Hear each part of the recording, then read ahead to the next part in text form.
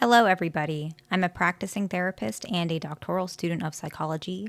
Today, I wanted to go over why sometimes no contact can actually make it more difficult for an avoidant to actually come back. Sometimes it can backfire.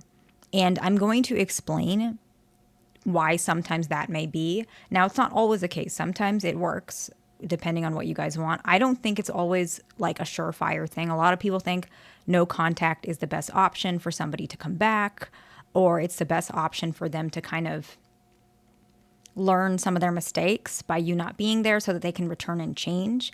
I think that helps sometimes, but usually what it can do is create other issues, or it can just create a dynamic that might be an off and on dynamic, which might also be unhealthy. So sometimes that can happen, which is why I want to discuss that now. It's not always a case. I know everyone's going to say, oh, it worked for me, or you don't know what you're talking about. There are so many people online who say no contact work.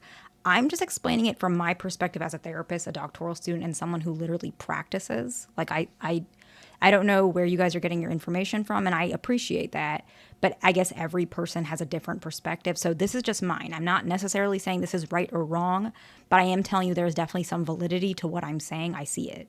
So whatever you guys want to believe, I can appreciate that, or whatever you guys want to see work for you. This is not a one size fits all, okay? And the very first reason why no contact can backfire is because sometimes people use no contact in a way to gain control or regain control of the relationship. And this is why I feel like this part particularly, but in general, can really backfire. Because some people say, okay, you know what, this relationship is not working, let's break up. And they're using that and saying like we shouldn't talk or whatever it is. So they break up and do this no contact strategy where their partner was not wanting necessarily a breakup. They just weren't wanting to change.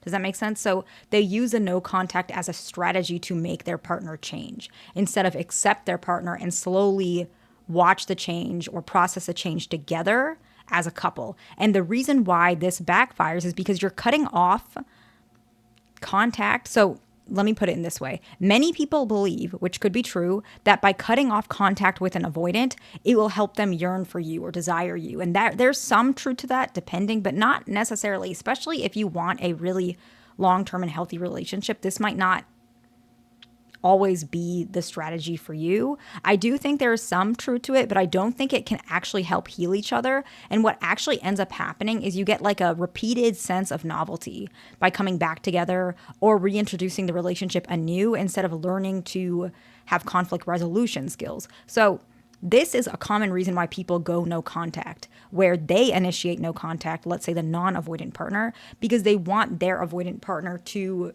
change and become the person they're hoping might be more healthy for the relationship. So let's say we have an anxious, preoccupied individual, and that anxious, preoccupied individual is feeling like, and I'm not picking on anxious, preoccupied, by the way, they're feeling like the relationship is not going anywhere.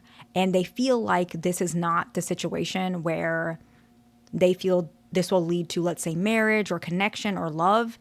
And they're thinking, okay, their partner is not changing that much. What can I do? They're not saying this directly, but I don't feel loved. I don't feel cared for. Maybe if I just cut this off, give some space, my partner will realize how important I am, and that will give them initiative to change.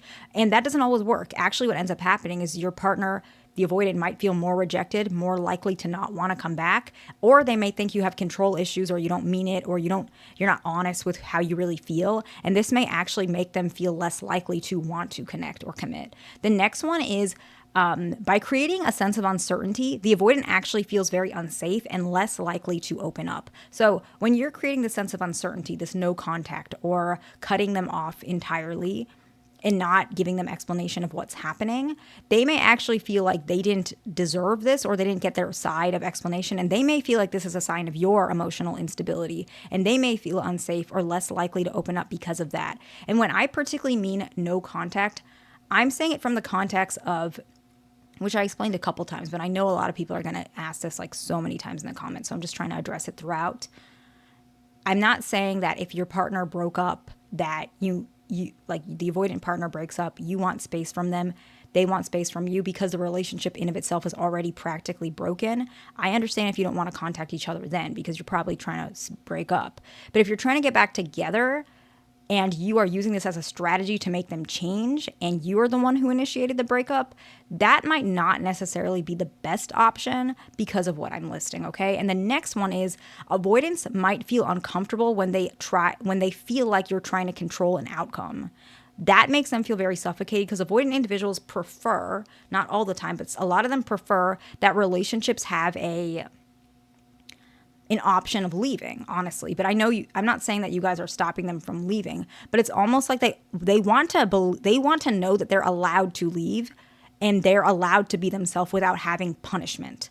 And so they feel like if you're doing this, you're trying to control them and kind of punish them. It actually might make them feel like they want to pull back even more than they already are. And that's the opposite effect of what a lot of people, I think, try and use no contact for, where they're trying to use no contact to make their partner miss them more. And I don't think that's true. I work with a lot of avoidant individuals who tell me a lot of these things that I'm sharing right now.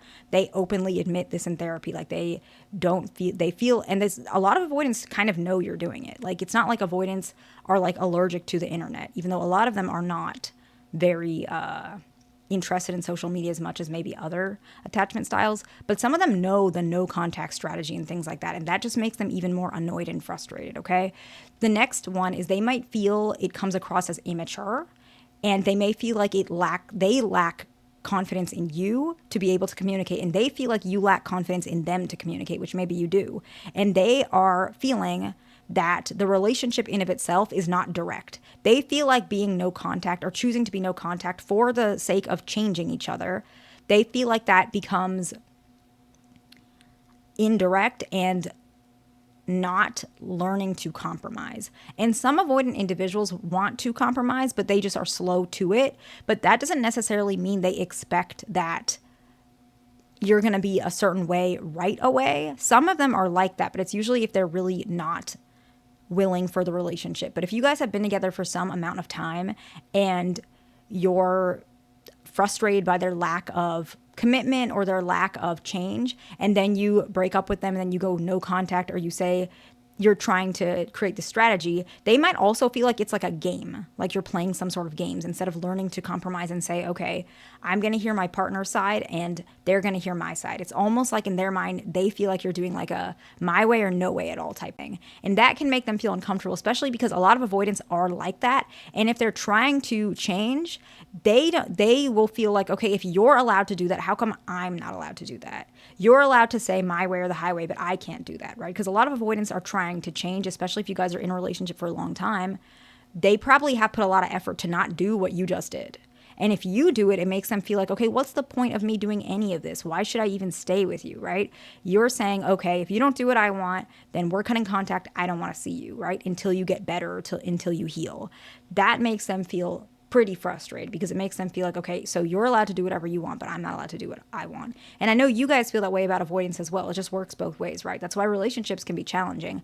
Communicating and compromising is usually the best option. And the very last one is it may create resentment. So they may come back, but they may resent you that you did that and that they had no choice in the matter. You just cut them off, or you went no contact and they didn't even get to explain their side, or you were ignoring them, or whatever was happening. It makes them feel like they're walking on eggshells around you, and it makes them truly feel like there's a possibility of resentment, to which they may actually reduce their love for you. Now, I know this can be a really tricky topic, and so I'm not saying I'm right or wrong. I'm just saying some things that I notice, okay? I'm just sharing, okay? I hope this video is helpful to somebody. Please like, subscribe, and I'll see you in the next one.